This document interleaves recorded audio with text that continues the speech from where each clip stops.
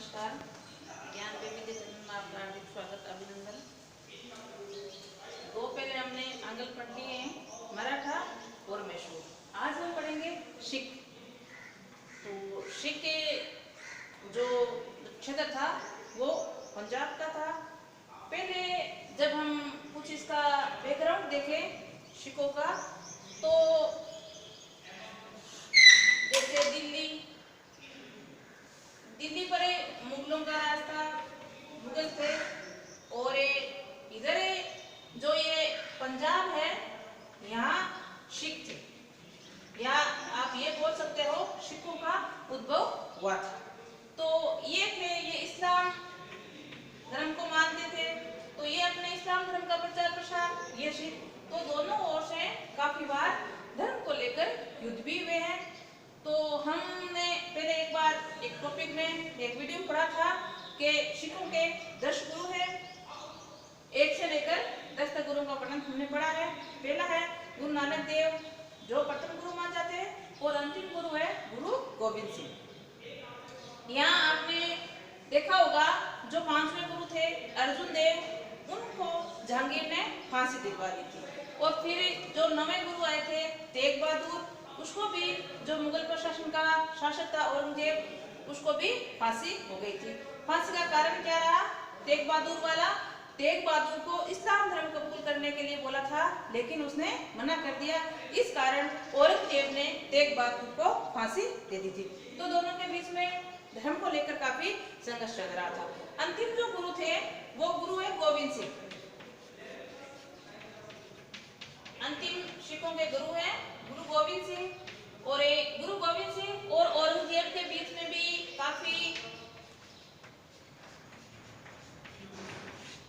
काफी बार मुठभेड़ हुई है। और इसको एक बार जब औरंगजेब ने विशेष रूप से गुरु गोविंद सिंह को आमंत्रण देकर बुलाया था, लेकिन जब गुरु गोविंद सिंह औरंगजेब के पास जाते उससे पहले ही औरंगजेब की 1707 ईस्वी में मृत्यु हो जाती है, ध्यान रखना। और इधर जो 10वें गुरु हैं गुरु गोविंद सिंह, उसकी भी एक पठान द्वारा 1708 ईस्वी के अंदर हत्या कर दी जाती है। तो ये जो 10वें और अंतिम गुरु, इसके बाद में जो इनका एक आदि ग्रंथ था उसको ही गुरु मान लिया गया, और गुरु की जो परंपरा थी उसको समाप्त कर दिया था। तो इसी का ही एक चेला है गोविंद सिंह का ही, बंदा बैरागी या बंदा बहादुर, उसको ये मुख्य रूप से अपना शिष्य मानते थे। तो ये गुरु प्रथा तो समाप्त हो गई थी। तो जो बंदा बहादुर था या बंदा बैरागी था, वो एक सेनापति के रूप में सिख धर्म को इन्हें मुगल प्रशासन से बचा रहा था। तो हम थोड़ा सा बंदा बैरागी का देख लेते हैं। बंदा बहादुर या बंदा बैरागी।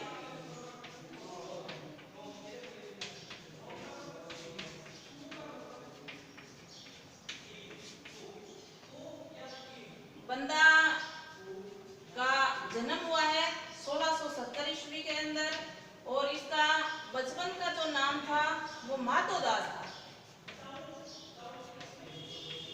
और कहीं लक्ष्मण देव भी नाम दिया गया है। और इसके जो गुरु थे गुरु गोविंद सिंह, ये उनको गुरु बख्श के नाम से पुकारते थे, गुरु बख्शिए के नाम से पुकारते थे, ठीक है। और ये अपने आप को गुरु का बंदा मानता था, इसलिए इसका नाम क्या पड़ गया? बंदा बैरागी या बंदा बहादुर। अब होता क्या है, जैसे इसका हम शासनकाल देखें तो 1708 से लेकर 1716 ईस्वी तक रहा है, ठीक है। ये इसका शासन मान सकते हो आप, क्योंकि एक सेनापति के रूप में जो सिख धर्म था उसको बचा रहे थे। किससे? मुगल प्रशासन थे। तो मुगल प्रशासन में एक शासक आता है फर्रुखशियर, उसके द्वारा 1716 ईस्वी में माधव दास को फांसी दे दी जाती है।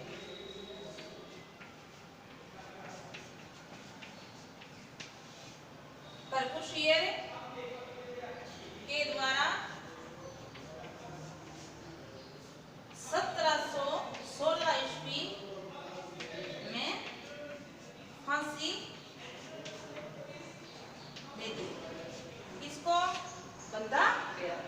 तो यहाँ बंदा बैरागी का शासनकाल समाप्ति हो जाता है। ठीक है, इसके बाद में जो सिख धर्म है उसका विघटन हो जाता है, टूट जाता है खंडों में। मुख्य रूप से कोई एक संभालने वाला नहीं था, इसलिए सिख धर्म का आगे उद्भव नहीं हुआ। लेकिन आगे क्या होता है, पानीपत का जो तृतीय युद्ध होता है उसी समय सिख धर्म को वापस उठने का मौका मिलता है। मैंने आपको बताया था पानीपत का थर्ड युद्ध किनके मध्य होता है।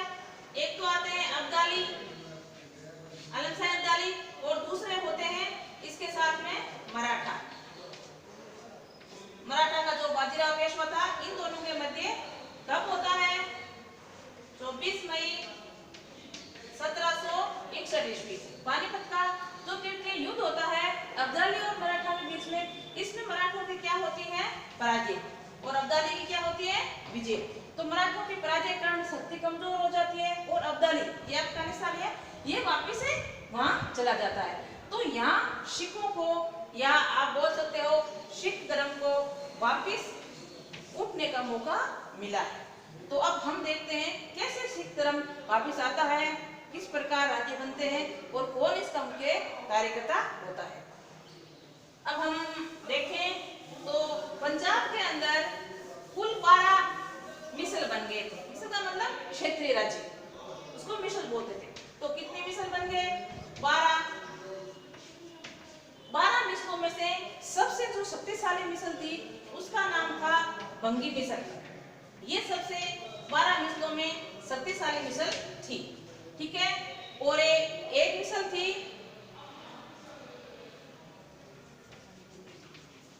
चिक्काए। इसका जो शासक था या बोल सकते हैं कार्यकर्ता था, उसका नाम था रणजीत सिंह। ठीक है, तो रणजीत सिंह ने के सामने जब ये यहाँ शासक बनता है इस मिशन का, तब उसके सामने कई प्रकार की चुनौतियां होती है कि तो सबसे 12 मिसलों में सबसे अपने मिशन को ऊपर करें, दूसरा अफगानिस्तान से जो इस पर आक्रमण हो रहे थे उससे ये बचाव करें। ये इसके मुख्य रूप से ये चुनौती थी। तो ये जो रणजीत सिंह है, इस पर अंग्रेजों की ओर से आक्रमण होता है पंजाब पर, जिससे ये वहाँ का जो स्थान है उसमें अपनी विजय प्राप्त करते हैं। अब ये पंजाब तक इसका क्षेत्र था, तो इसको फिर इसके पास एक अच्छा मौका आता है जिससे इसको लाहौर प्राप्त होता है। वो क्या मौका था, यहाँ अफगानिस्तान की ओर से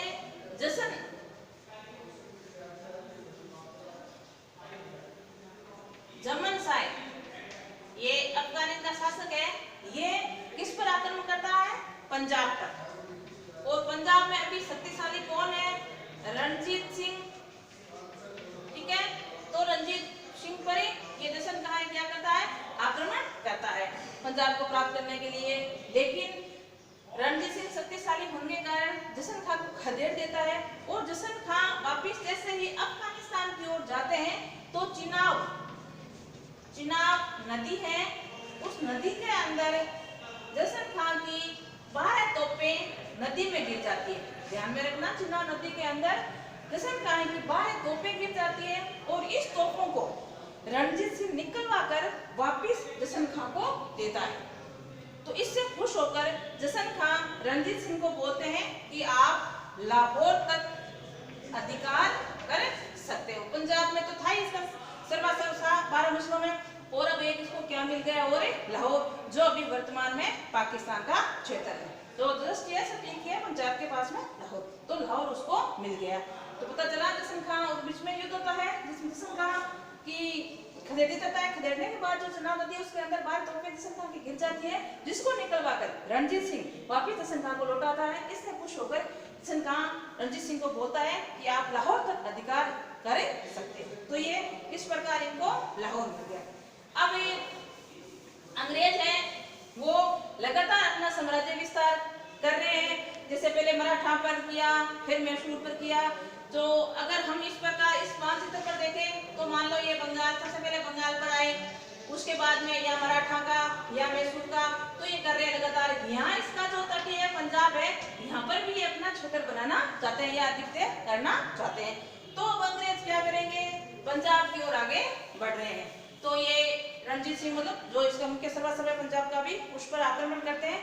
लेकिन इसमें पंजाब की विजय होती है, मतलब रणजीत सिंह की विजय होती है और अंग्रेजों और रणजीत सिंह के मध्य एक संधि होती है जिसको अमृतसर की संधि बोलते हैं। ध्यान में रखना कब होती है, 25 अप्रैल 1809 ईस्वी के अंदर अमृतसर की संधि, ठीक है। और इस संधि के अंदर क्या तय होता है, जो सतलज नदी है, सतलज नदी के ऊपर का हिस्सा है वो तो रंजीत रखता है और जो नीचे का हिस्सा है वो कौन रखता है, अंग्रेजों के अधीन हो जाता है। इस संधि के अंदर ये तय बातें होती है, ध्यान में रखना। 1809 के अंदर ये संधि होती है और उसके बाद अंग्रेज वहां शांति बनाए रखते हैं, पंजाब पर कोई आक्रमण नहीं करते। और फिर क्या होता है, 1839 ईस्वी में, ध्यान में रखना 39, रणजीत सिंह की मृत्यु हो जाती है। तो रणजीत सिंह की जैसे ही मृत्यु होती है तो जो उसका राज्य है, जो पंजाब है, जो मसले उनकी शक्तिशाली इसकी मसल थी, उसमें क्या है, विघटन हो जाता है, बिखर जाता है। ऐसा कोई मुख्य व्यक्ति नहीं है जो इसका नेतृत्व संभाल सके।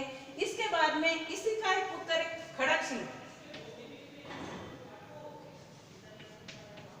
शासक बनता है, लेकिन ये इतना अच्छा उत्तराधिकारी नहीं बन पाता और उसी में ही साथ में डोकरे बंधुओं का भी यहाँ हस्तक्षेप होता है। तो इस कारण मुख्य रूप से यहाँ कोई अच्छा उत्तरदायी नहीं रह सकता। इसके कारण एक अलग विषय छोटा बच्चा होता है दिलीप को यहाँ का शासक बना देता है और ये किसकी देखरेख में कार्य करता है, ये करता है महारानी जिंदल की देख में। महारानी जिंदल की देखरेख में ये दिलीप यहाँ का मतलब पंजाब का शासक बना रहता है। ये छोटा है, मुख्य रूप से जिंदल इसका कार्यभार देखती है। तो ये था। अब अंग्रेजों का वैसे भी मौका चाहिए और यहाँ अंग्रेजों को मौका मिल रहा है क्योंकि राज्य विफल हो गया, बिखर गया है पूरा, और जो यहाँ पर शासन कर रहा है वो छोटा बच्चा है, तो मुख्य रूप से कोई उत्तरदायी नहीं है। तो अंग्रेज क्या करते हैं, यहाँ आक्रमण करते हैं।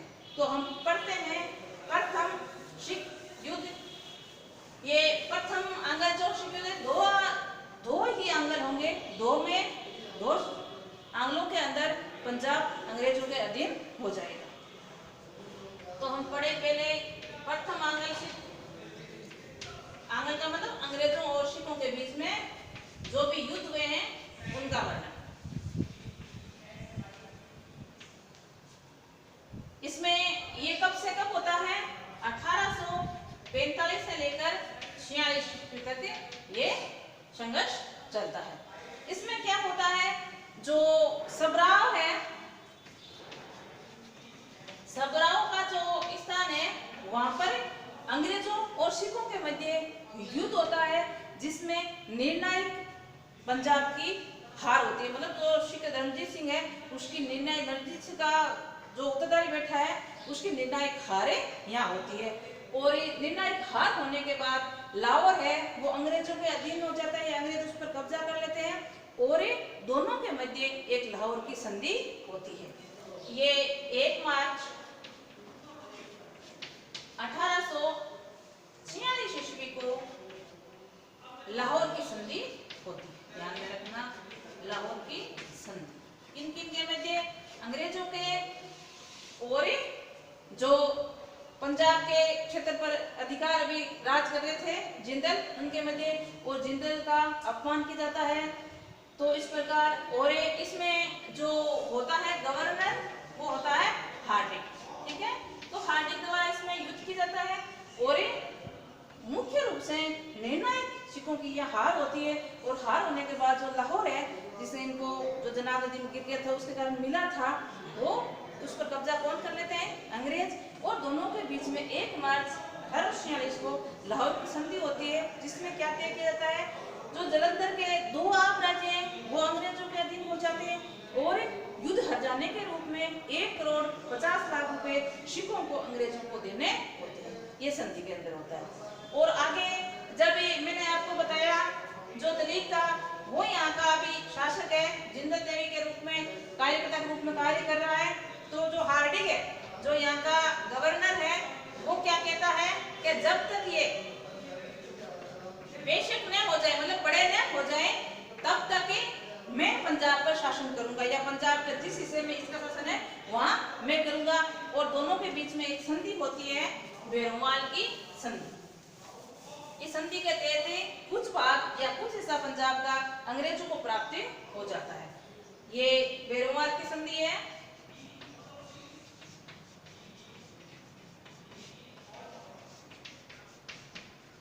ठीक है, ये होती कब है?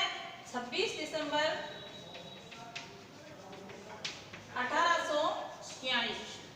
ध्यान में रखना, दोनों 1846 में होती है, डेटा चेंज है थोड़ी सी, वो मार्च में और ये दिसंबर के अंदर।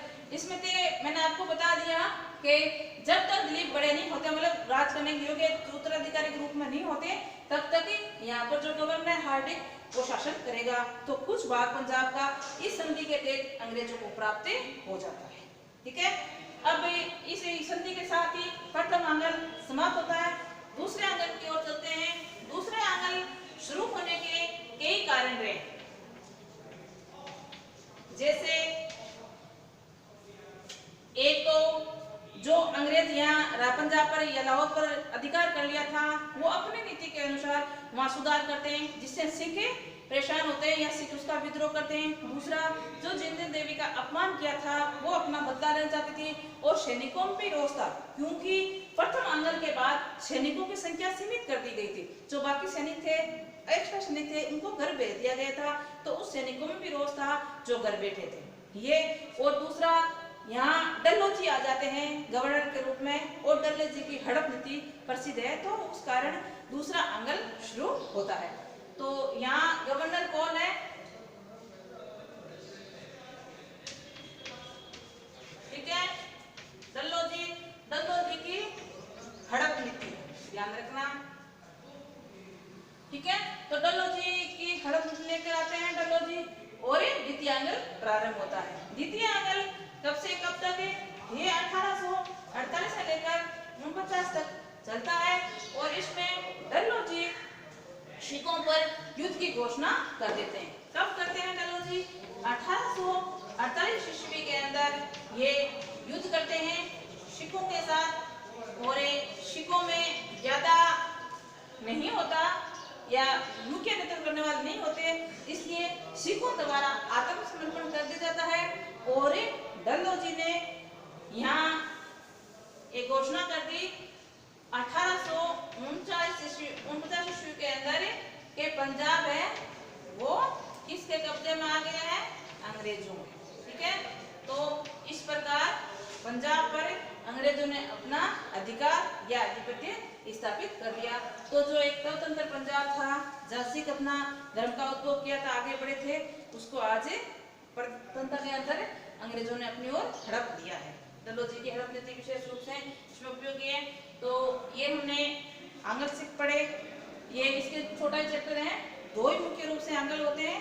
पहले आंगल में दो संधि होती है, लाहौर की संधि और बेरोवाल की संधि, और दूसरे आंगल के अंदर जो डल्हौजी आते हैं वो सीधा सिखों पर आक्रमण करते हैं, और सिखों में मुख्य रूप से कोई नेतृत्व करने वाला नहीं होता है, जिसके कारण जल्दी वो आत्मसमर्पण कर देते हैं। और 1849 ईस्वी के अंदर डल्हौजी ये घोषणा कर देते हैं कि जो पंजाब है वो अंग्रेजों का अधीन हो गया है। तो इस प्रकार एक स्वतंत्र पंजाब अंग्रेजों का अधीन हो जाता है। तो आज के लिए इतना ही। नमस्कार।